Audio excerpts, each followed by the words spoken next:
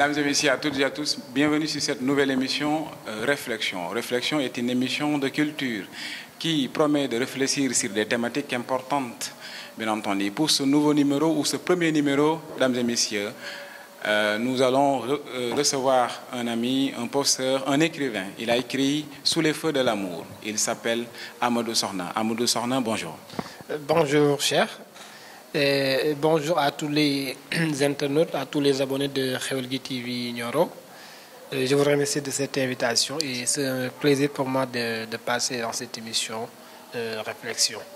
D'accord. Amadou Sorna, comme je viens de le dire, il est professeur d'anglais. Avant ça, il a fait ses études élémentaires à Medina Sabah. Ensuite, il a fait son lycée à Nioro, plus précisément au lycée Maba Diakhouba de Nioro. Et ensuite, il a fait des études supérieures. Il a suivi l'anglais à l'université jusqu'à licence. Il a eu là-bas son certificat, bien entendu. Et ensuite, il est devenu professeur. Mais au-delà de cette posture de professeur, il est maintenant écrivain parce qu'il vient de publier aux éditions Artise son premier roman qui s'appelle Sous les feux de l'amour. Amadou Sorna, ce parcours qui est important, mais qui finit dans le cadre de la littérature. Comment pouvez-vous expliquer cette transition d'être professeur et aujourd'hui pour devenir un écrivain? C'est important quand même. Oui, merci cher pour cette question. Bon, je pourrais y répondre en disant que c'est juste le prolongement d'un cursus ou bien l'aboutissement, si je peux l'appeler ainsi, d'une formation. J'ai été un élève de la série L, de la série L', et qui dit L', dit forcément littérature, avec des dominantes comme le français, les langues et autres. Bon, le français et la littérature, je les ai aimés depuis le bas âge, depuis que j'étais élève, et j'ai toujours aimé la littérature et le français. Et l'écriture aussi, et la lecture d'abord, comme on dit, on n'écrit que ce qu'on a lu. La lecture a toujours été une passion pour moi. J'ai toujours aimé lire, j'ai toujours aimé la lecture. Et voilà, et par la magie des choses, voilà, Dieu m'a fait le don de devenir écrivain, comme vous l'avez dit. Oui, c'est un don de devenir écrivain. N'importe qui ne peut pas être écrivain. Hugo le disait, je parle à voix basse pour faire entendre le poète. Donc cet écrivain-là, c'est en quelque sorte cet homme de Dieu qui dit ce que tout le monde ne peut pas dire. Mais vous avez démarré par le roman. D'habitude, les écrivains, ils commencent pour les premières productions, ils commencent soit par la nouvelle, soit par la poésie, en présentant un recueil. Mais vous, pourquoi vous avez choisi de commencer par un roman? Un roman important quand même, on va y revenir. Oui, merci. J'avoue que j'avais déjà commencé à écrire avec la poésie. J'ai même déjà fini d'écrire un recueil de poèmes. Et ma toute première publication aurait dû être un recueil de poèmes. Mais pourquoi j'ai préféré commencer avec le roman? En fait, je me suis dit que l'objectif que je vise dans mon écriture ma cible la société en réalité. Et pourquoi j'écris? Cet objectif-là, je pense que le champ dans lequel je peux l'atteindre le mieux, c'est dans le roman. Je m'explique. La poésie, généralement, il y a son aspect lyrique, souvent qui prend souvent le dessus sur les thématiques qui sont abordées. Généralement, les gens, quand ils lisent les poèmes, ils sont le plus souvent captés, leur attention est le plus souvent attirée par la beauté des vers, les rimes et le lyrisme que dégage l'auteur, que par les thématiques qui sont abordées. De ce fait, et d'ailleurs, il est plus susceptible de voir les gens lire des romans que de les voir lire des recueils de poèmes. De ce fait, j'ai décidé, je me suis dit que, attends, l'objectif que je vise, cet objectif c'est quoi? C'est d'apporter ma contribution, ma pierre à cet édifice. Quel édifice? Cet édifice de la construction sociétale dans notre société, de pouvoir aborder certains sujets, certaines questions, de pouvoir apporter ma contribution par rapport à ces questions-là qui sont inhérentes à la société sénégalaise. Je me suis dit que la meilleure façon d'aborder ces questions-là, la meilleure façon d'apporter ma contribution dans la construction de ces sociétés-là, c'est exactement le roman. C'est pourquoi voilà, j'ai décidé d'écrire en premier lieu avec le roman. Vous avez décidé de commencer avec le roman, avec le sans roman. doute. Ensuite, nous attendons vos prochaines productions. Mais avant cela, vous avez produit ce roman-là, qui est important, comme vous pouvez le voir, Sous les feux de l'amour. Mais d'abord, le titre. Pourquoi les feux de l'amour? D'abord, quand on prend le terme feu avec justement, comme on peut le voir, le feu qui brille, l'amour peut-être quelque part qui peut s'assombrir, qui peut s'assombrir. Mais comment le choix du nom? C'est important quand même. Oui, le choix du nom, comme on dit, hein, un titre n'est jamais fortuit. On ne choisit jamais un titre de façon anodine. Et comme vous l'avez souligné, quand je dis Sous les feux de l'amour, j'ai voulu montrer ou bien mettre en évidence une certaine analogie qu'il y a entre les feux et l'amour. Comment?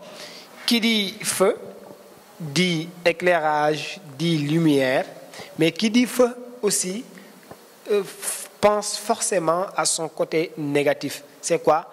Les feux peuvent brûler. Ils peuvent anéantir quelque chose. De la même façon, j'ai voulu montrer que, de la même façon que l'amour, les feux peuvent nous éclairer, comme ils peuvent comme ils peuvent nous desservir. De la même façon, l'amour aussi a ses deux côtés. Il a ses aspects positifs qui nous font vivre des moments roses, mais de la même façon, il y a dans des circonstances bien données de la vie, il peut arriver que l'amour nous fasse vivre vraiment des circonstances pas du tout agréables, que nous voyons souvent ce que j'appelle le revers de la médaille. C'est à travers cette analogie-là que j'ai voulu montrer à travers les titres Sous les feux de l'amour. Et pour l'image, comme vous pouvez le voir, on a deux visages qui sont de sens opposés. Comment pouvez-vous expliquer ça? Oui. Bon, comme je l'ai dit...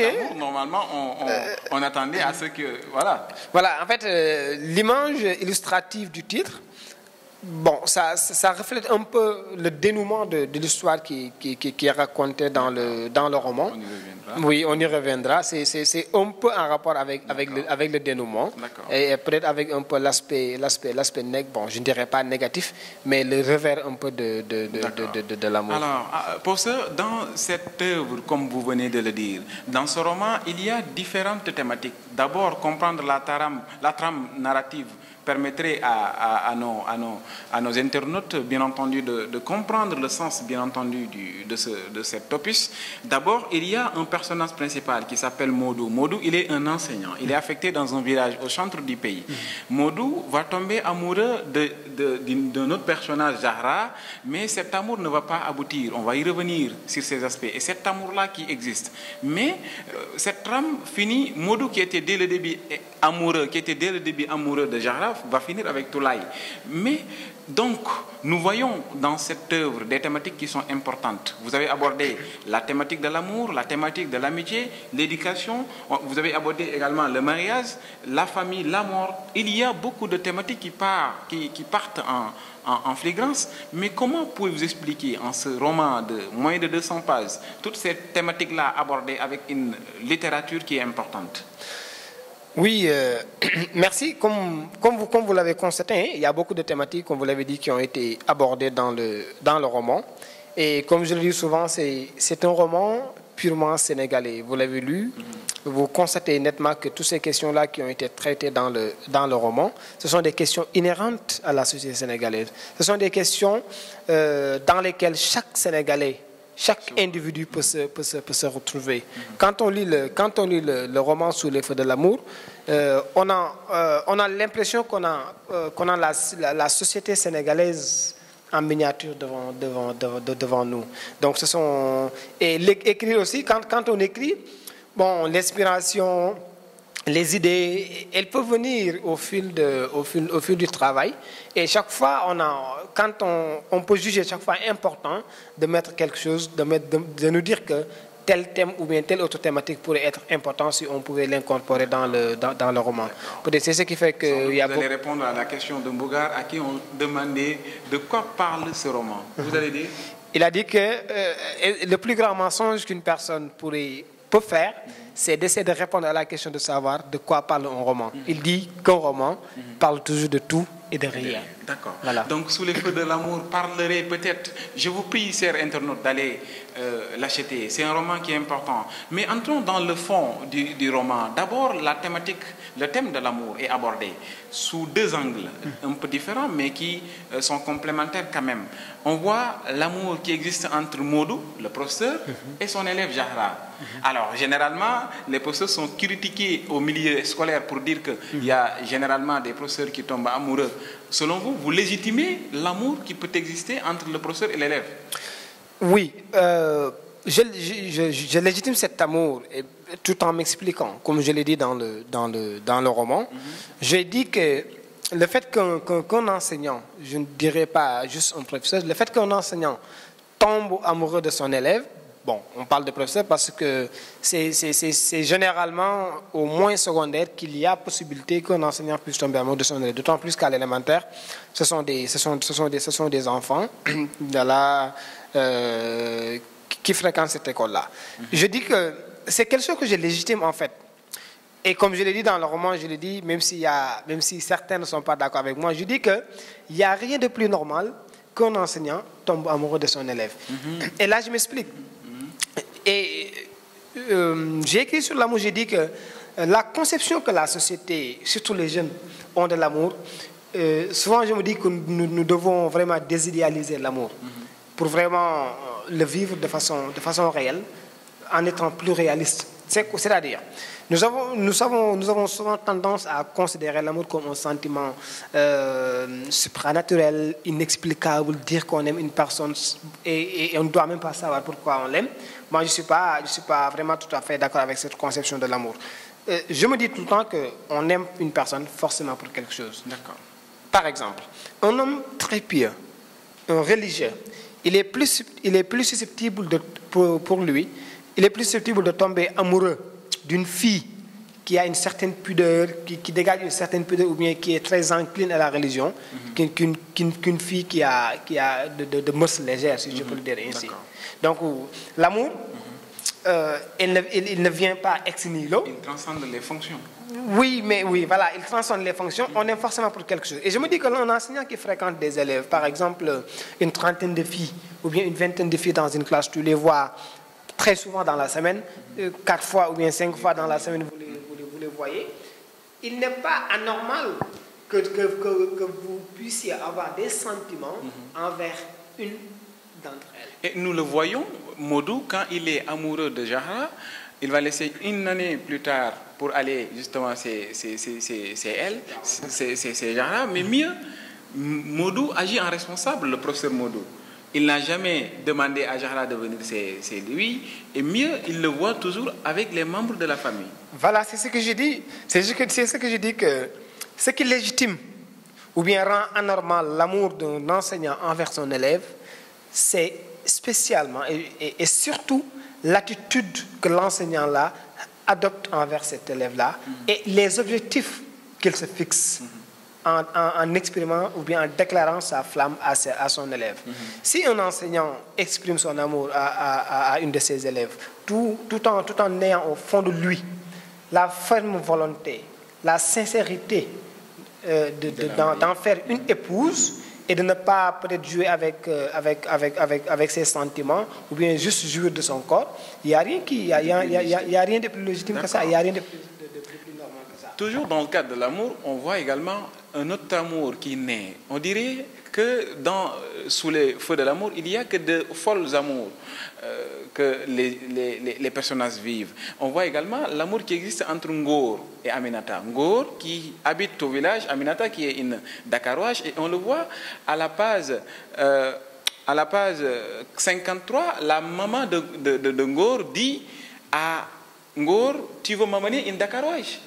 Selon elle, amener une Dakaroise serait un crime en milieu sans doute sérieux. Effectivement, c'est ça. Comment expliquez-vous cet amour qui existe peut-être, ce problème qui existe, problème de caste sans doute? Oui, j'ai bien fait exprès de parler de cette question relative aux castes dans la société sénégalaise. Je vous ai dit tout à l'heure que ce roman est un roman purement sénégalais. Quand vous le lisez, vous avez la société sénégalaise devant vous. Nous tous nous sommes conscients du fait que dans la société jusqu'à présent, malgré toute cette évolution-là qu'il y a, malgré voilà, tous ces avancées qu'il y a dans beaucoup de domaines, le mariage demeure la question la plus mal réglée dans la société sénégalaise. Pourquoi? Nous avons toujours tendance à le fonder sur des paramètres autres que l'amour. Et pour moi, je pense que dans le cadre du mariage, l'amour est la chose la plus importante. L'amour est la seule et unique chose, peut-être mis à part l'aspect parfois religieux, mais l'amour est la seule et unique chose dont on devrait prendre en compte dans le cadre du mariage. Quand deux personnes s'aiment, il n'y a pas lieu, je pense qu'il n'y a pas lieu, il est inopportun et anormal de faire intervenir d'autres paramètres, d'autres principes, d'autres paramètres pour vraiment s'opposer ou bien rendre impossible cette union-là. C'est ce qui a été le cas avec Ngor et sa maman. Sa maman Dibo est fortement ancrée dans ses valeurs traditionnelles et dans ces valeurs-là inhérentes à la société sénégalaise qui disent que telle personne ne devrait pas se marier avec telle autre personne parce qu'elles sont de castes différentes. J'ai voulu tirer sur cette conception-là que la société a du mariage. Montrer ma position ferme par rapport à ça.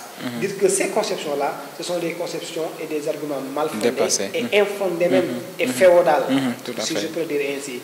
Dans le cadre du mariage, il n'y a qu'une seule chose qui devrait prévaloir, c'est l'amour réciproque. Ngor, en répondant à sa mère, lui dit, le mariage, ce n'est pas ce que vous croyez.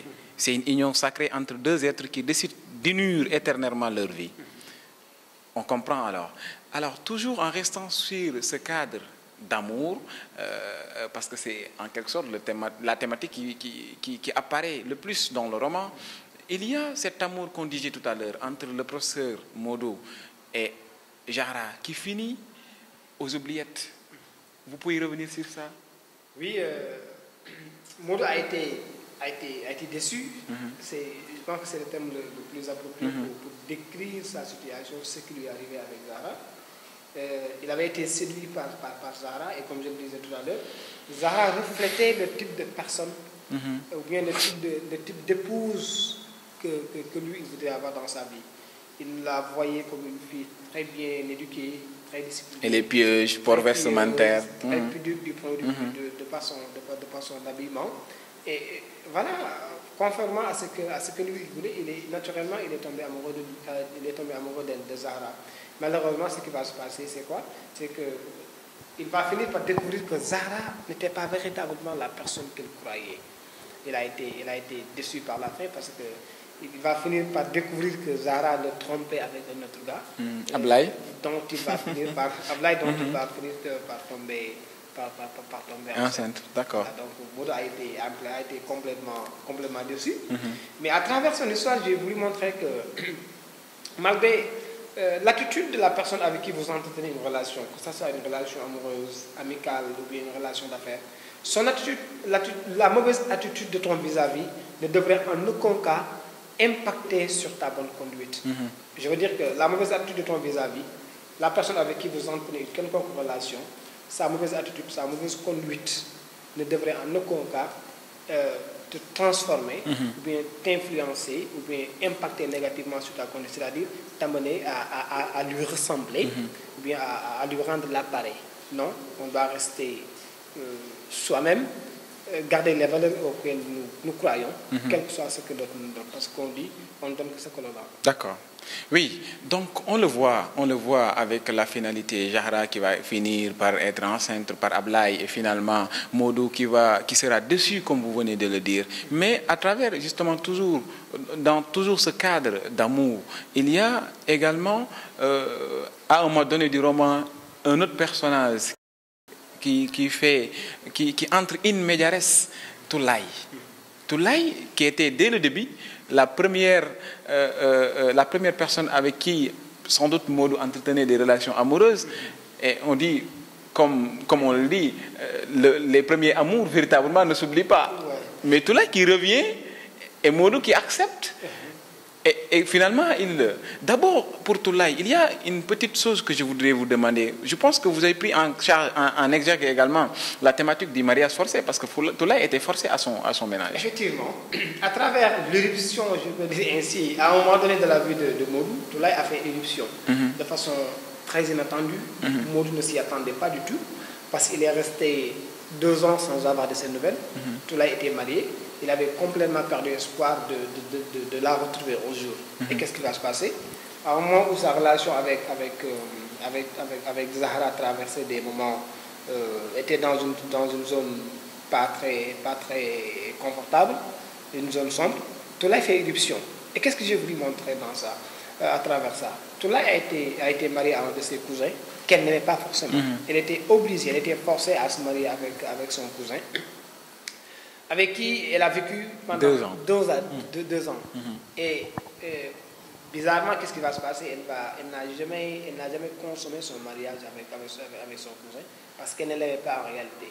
J'ai voulu montrer à travers le retour de Zahra, le retour de Toulaye, excusez-moi, la force de l'amour, la prééminence que l'amour a dans le cadre du mariage par rapport à toutes ces autres considérations sociétales. Toulaye a été mariée à son cousin, mais elle n'aimait pas son cousin, elle aimait Modou. Voilà, Modou, Ngor aimait Aminata, et malgré le refus de sa maman Dibor, il a fini par l'épouser parce que c'est elle qu'il aimait. Donc j'ai voulu montrer, et à travers ça aussi, il y a le sens de l'espoir.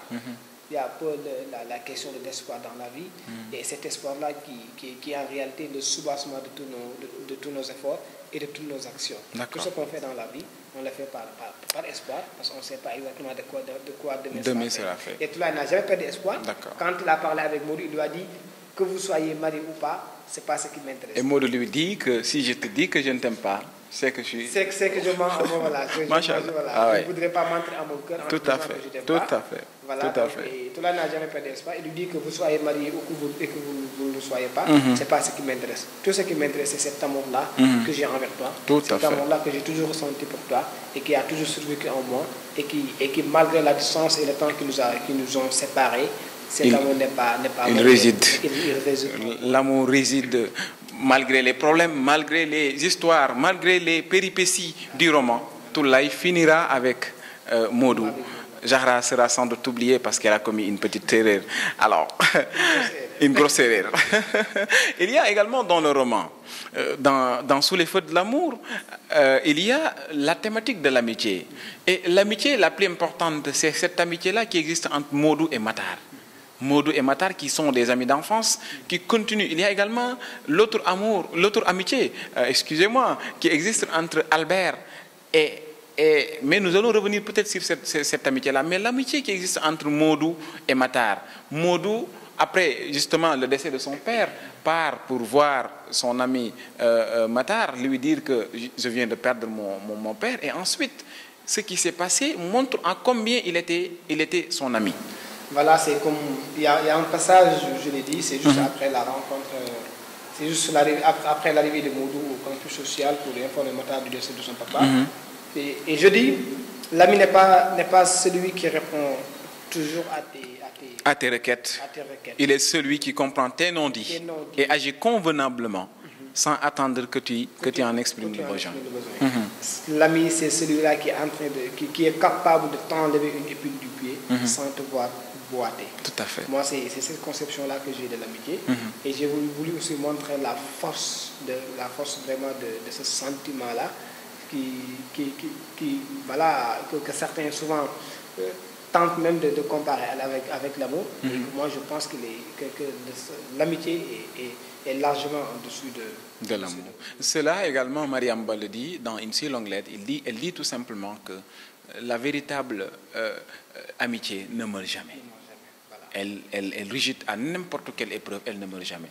Donc, il y a une primauté ou une priorité de l'amitié en quelque sorte sur l'amour. Voilà, effectivement, parce que si vous regardez toutes ces relations amicales-là que nous avons notées dans le roman, il y a d'une part la relation entre Modou et Matar, Albert, Modou, Aminata, Modou. Voilà, en aucun cas, on a vu une personne L'amitié entre hommes et femmes, vous y croyez? Oui, bien sûr, tout dépend de la personne, tout dépend de la personne et des circonstances dans lesquelles... Parfois, les gens disent que c'est un amour caché. Oui, tout dépend de la personne. C'est comme je l'ai dit, hein. Nous n'avons pas la même conception de la vie, nous n'avons pas la même façon de parler les choses, nous n'avons pas la même façon d'appréhender les choses. Mhm. Pour une situation donnée, on peut avoir 1001 interprétations, 1001 appréhensions avec 1000 personnes qui vont donner 1000 idées différentes. Sans doute. Il y a également le thème de l'éducation. Le thème de l'éducation également qui apparaît. Moi, j'ai noté dans le roman deux types d'éducation. L'éducation que Modou, que le père de Modou procure à Modou. Même justement sous terre, il continue à lui enseigner. Ce didactique continue justement de servir à Modou de modèle. Il y a également cette éducation dans le milieu éducatif. Modou, on le voit quand il débute ses cours, un véritable professeur. Hein, pour reprendre les termes de Montaigne, il n'enseigne pas, il raconte en réalité. Voilà, le thème de l'éducation pour moi demeure la question. Bon, moi je le considère même comme la question centrale du roman. C'est quelque chose à quoi je tiens beaucoup. Et chaque fois que je parle d'éducation, je fais appel à un triptyque qui m'est très cher. C'est quoi? C'est la famille, c'est la société et l'école. Je considère ces trois entités-là comme occupant chacune une place très importante dans le système d'éducation. Je ne parle pas du système éducatif, mais du système d'éducation. Et chacune de ces entités-là a un rôle très important à accomplir. Et elles doivent travailler en synergie pour aboutir à un résultat probant. C'est-à-dire, dans le processus de formation de la personnalité de l'individu, dans son éducation, toutes ces trois entités-là interviennent. La famille intervient, l'école intervient et l'éducation intervient. Et aucune de ces entités-là ne doit être laissée en rade. Sinon, le résultat sera toujours en péril. Et ce qu'on voit dans la société actuelle, dans la société sénégalaise, nous avons toujours tendance à dire que les gens ne sont plus bien éduqués, l'éducation les parents ont la démission des parents. L'éducation des enfants laisse à désirer.